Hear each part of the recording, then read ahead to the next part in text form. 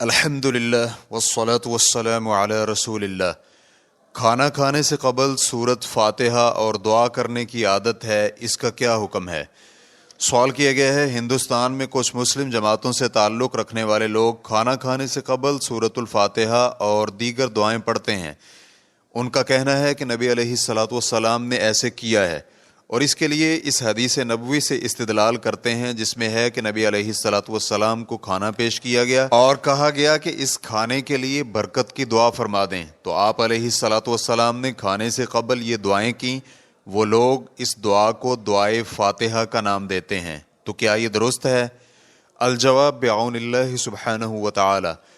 کھانا کھانے کے بعد میزبان کے لیے دعا کرنا مسنون ہے، جیسے کہ صحیح مسلم حدیث نمبر 2042 میں ہے کہ عبداللہ بن بصر رضی اللہ عنہ فرماتے ہیں، رسول اللہ صلی اللہ علیہ وآلہ وسلم میرے والد گرامی کے پاس تشریف لائے تو ہم نے آپ علیہ الصلاۃ والسلام کی خدمت میں کھانا اور وطبہ یعنی کھجور، پنیر اور گھی سے بنا ہوا حلوہ پیش کیا، تو آپ علیہ الصلاۃ والسلام نے اس میں سے کھایا۔ پھر کھجوریں لائی گئیں تو آپ نے وہ بھی تناول فرمائیں، اور کھجوروں کی گٹھلیاں اپنی دونوں انگلیوں یعنی شہادت والی انگلی اور درمیانی انگلی کے ذریعے پھینکنے لگے۔ پھر آپ کو مشروب پیش کیا گیا تو آپ نے نوش فرمایا، اور پھر اپنی دائیں طرف بیٹھے ہوئے شخص کو دے دیا۔ عبداللہ کہتے ہیں، پھر میرے والد نے آپ علیہ الصلاۃ والسلام کی سواری کی لگام پکڑی اور عرض کی، اے اللہ کے رسول صلی اللہ علیہ وآلہ وسلم، ہمارے لیے دعا فرما دیں۔ تو آپ علیہ الصلاۃ والسلام نے یہ دعا فرمائی، اللہم بارک لہم فیما رزقتہم واغفر لہم وارحمہم، اے اللہ ان کے رزق میں برکت عطا فرما اور ان کی مغفرت فرما اور ان پر رحم فرما۔ امام نووی رحمہ اللہ کہتے ہیں، اس حدیث سے پتہ چلا کہ مہمان کی طرف سے وسیع رزق، مغفرت اور رحمت کی دعا کرنا مستحب ہے، اور رسول اللہ صلی اللہ علیہ وآلہ وسلم نے اپنی اس دعا میں دنیا اور آخرت کی تمام بھلائیاں جمع فرما دیں۔ اور ابو داؤد حدیث نمبر 3854 میں انس رضی اللہ عنہ بیان کرتے ہیں کہ نبی علیہ الصلاۃ والسلام سعد بن عبادہ رضی اللہ عنہ کے پاس تشریف لائے تو وہ آپ کے لیے روٹی اور زیتون کا تیل لائے۔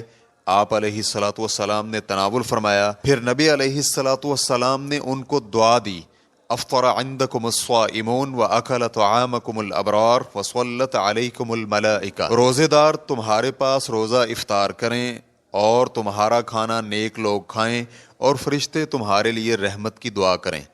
مذکورہ تمام احادیث میں دعا کھانا کھانے سے پہلے یا بعد میں یا کسی اور حالت میں ہر کسی نے خود کی ہے، سوال میں مذکور اجتماعی شکل میں نہیں۔ دائمی فتویٰ کمیٹی کے علماء کرام سے پوچھا گیا، ایک شخص کی عادت تھی کہ ہر جمعہ کو اچھی خاصی تعداد میں لوگوں کو کھانا کھلایا کرتا، اور کھانا کھانے کے بعد کوئی بھی شخص اپنی جگہ سے حرکت نہیں کرتا تھا، بلکہ سب لوگ اپنی اپنی جگہ پر دعا کا انتظار کرتے، جو میزبان کی طرف سے مقرر ایک شخص کرواتا تھا، جس میں یہ دعا کی جاتی تھی کہ اے اللہ اس کھانے کا ثواب ان کے فوت شدگان رشتہ داران کو پہنچا دے، اور دعا کے دوران سائل بھی حاضرین کے ساتھ ہاتھ اٹھاتا اور سب اس کی دعا پر آمین کہا کرتے تھے۔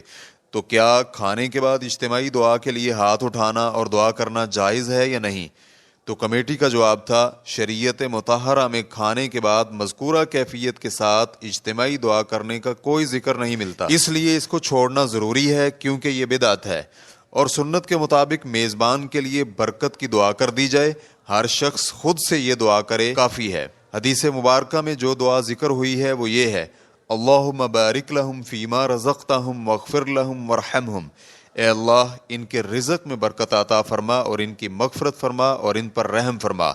افطر عندکم الصائمون واکل طعامکم الابرار وصلت علیکم الملائکہ، تمہارے پاس روزہ دار روزہ افطار کرتے رہیں اور تمہارا کھانا نیک لوگ کھاتے رہیں اور فرشتے تمہارے لیے رحمت کی دعا کرتے رہیں۔